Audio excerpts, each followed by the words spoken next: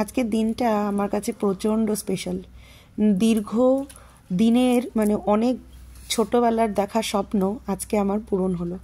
এটা স্বপ্ন বলবো না কি বলবো আমি বুঝে উঠতে পারছি না, না শখ বলবো।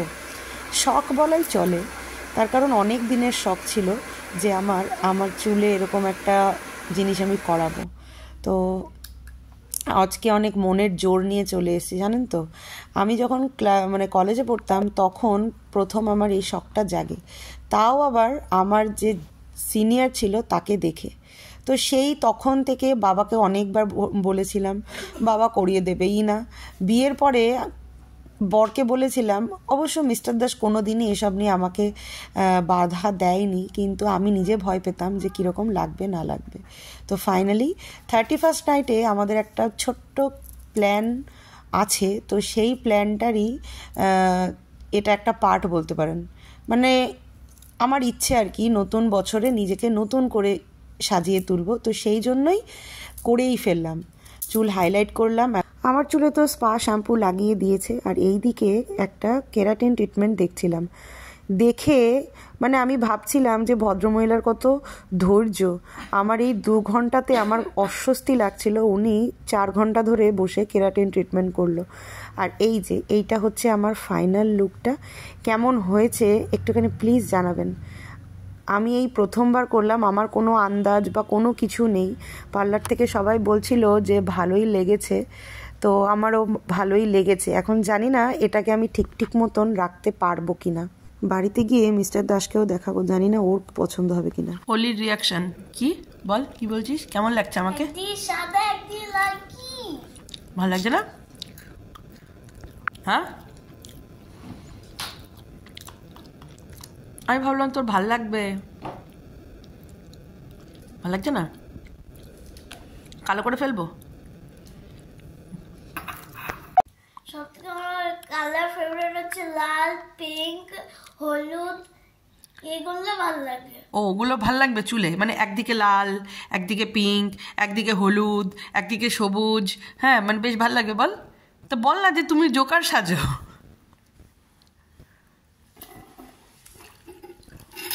চুলের মধ্যে শুধু একদিকে কালো, একদিকে সাদা, একদিকে লাল। অলির রিয়াকশন তো আপনারা দেখেই নিলেন, আমার আর নতুন করে বলার কিছু নেই। এখন আমি জানি না অলির বাবা মানে মিস্টার দাসের কীরকম পছন্দ হবে। তো আমি এখন ব্যাগ গুছাচ্ছি, তার কারণ হচ্ছে কালকে একটু চাকদাতেই যাব।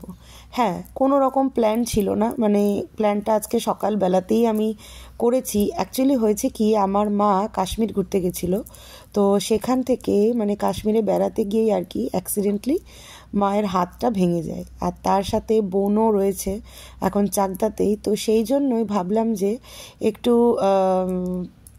এক ঢিলে 2 পাখি মারি।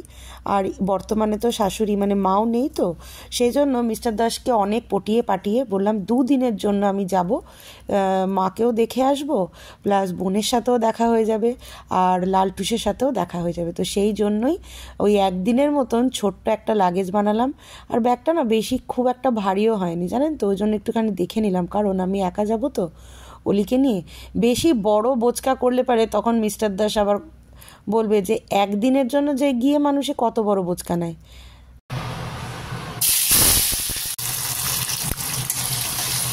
আজকে রাতের ডিনারে খুব চাউমিন খেতে ইচ্ছা করলো, তাই গাজর ভাজছি, আর এখানে পেঁয়াজ কুচোবো, শশা কুচোবো, আর এই যে চাউমিন সেদ্ধ হয়ে গেছে, এখানে ঠান্ডা করে দিয়েছি। তো এই যে ডিম ফিম দিয়ে সব রেডি। লঙ্কা আমি একটাই দিয়েছি যেহেতু অলি খাবে ওই জন্য, আর টেস্টের জন্য একটুখানি গোলমরিচের গুঁড়ো দিচ্ছি, মানে একদম ঝাল ছাড়া না খাওয়া যায় না।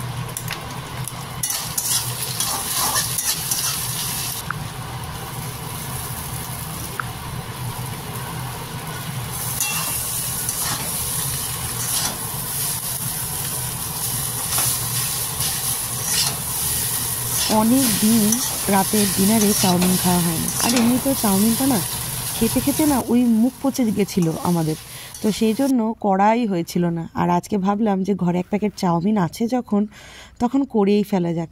আর চাউমিনটা কিন্তু বেশ হয়েছিল খেতে, মানে আমি নিজেই যা খাই তার থেকে চামচ বেশিই খেয়েছি। আর মিস্টার দাসেরও খুব পছন্দ হয়েছে চাউমিনটা।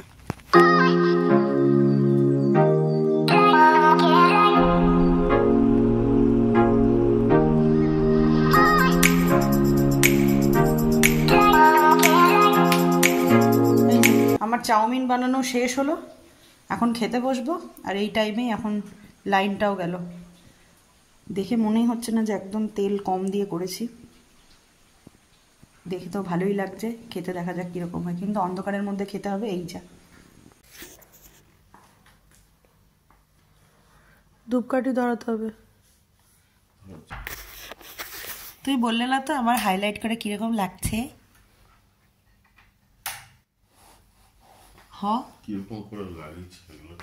কি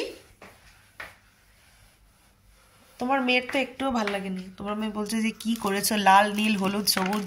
তোমার মেয়ে বলছে করতে। কি হলো, কেমন লাগছে বললে না তো? হ্যাঁ, এদিকে তাকিয়ে বলো। ভালো হয়েছে। মানে ভালো কমপ্লিমেন্ট দিতেও, খারাপ ভালো যাই কমপ্লিমেন্ট দাও না কেন, সেটুকু দিতেও তোমার কত দেরি লাগে, মানে কত তেল মারতে হয় আমাকে। তেলের দাম লাফিয়ে লাফিয়ে বাড়ছে। আর এদিকে আমার বরকে তেল দিতে দিতে আমার মানে জুতোর সুতলা ছিঁড়ে যায় আর কি। হ্যাঁ, কি হলো, কি হলো? কি আর হবে, কিছুই হয়নি।